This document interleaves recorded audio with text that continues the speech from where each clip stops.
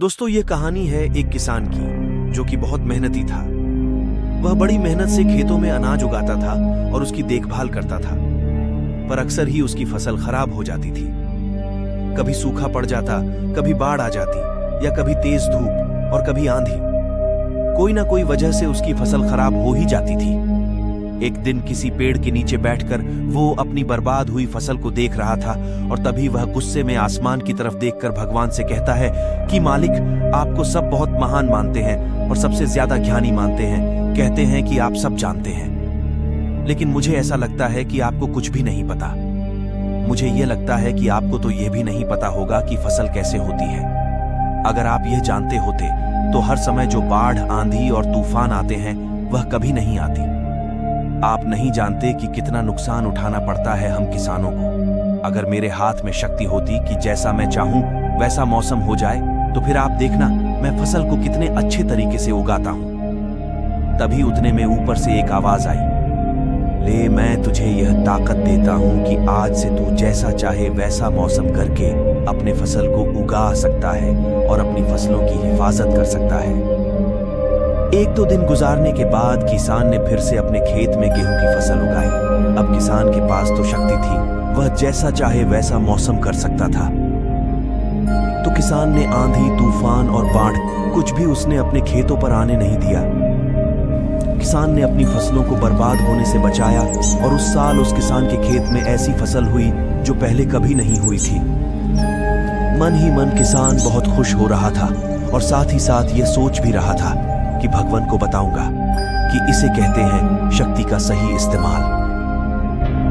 कुछ दिन और गुजरने के बाद फसल काटने के लिए तैयार हो गई। किसान बड़े उत्सुकता के साथ फसल को काटने लगा, पर जैसे ही उसकी नजर गेहूं की बोलियां पर पड़ी तो वह हैरान हो गया, क्योंकि उन वालियों में गेहूं के दाने ही नहीं थे।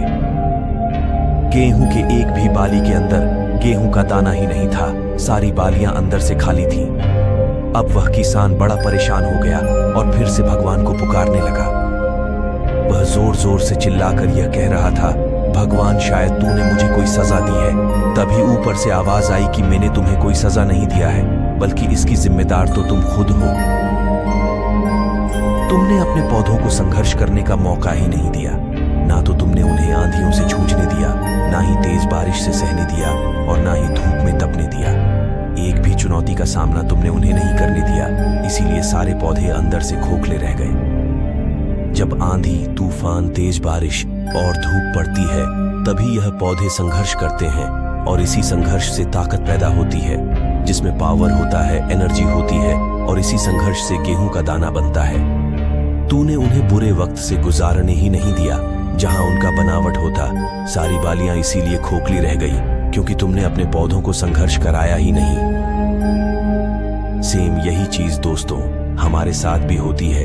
इस कहानी से हमें यह सीख मिलती है कि बुरा वक्त जो होता है, जिसे लोग संघर्ष कहते हैं, स्ट्रगल कहते हैं, यहीं से एक इंसान की तरक्की होती है।